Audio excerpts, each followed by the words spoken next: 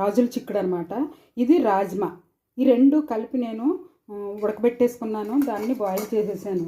ఈ లోపల నాకు గ్యాస్ అయిపోయింది. ఇప్పుడు నేను ఏం చేస్తున్నానంటే ఎలక్ట్రికల్ కుక్కర్లో ఇవి వేసేసాను.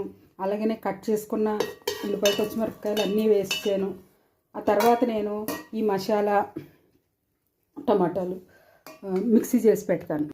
చూడండి, మిక్సీ పట్టిన ఇది కూడా వేసేసుకుందాం మసాలా. ఇవన్నీ వేసి ఆయిల్ వేసేసి కలిపేసి చక్కగా మనం ఉప్పు కారం అన్నీ వేసి కలిపి పెట్టేసుకుందాం. చూడండి, మిక్సీ పట్టిన ఈ వాటర్ కూడా వేసేస్తున్నాను.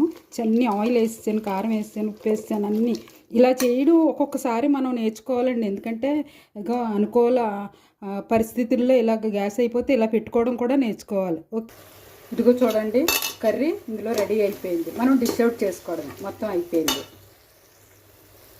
ఇదిగో చూడండి, ఎంతో చక్కనైన బీన్స్ కర్రీ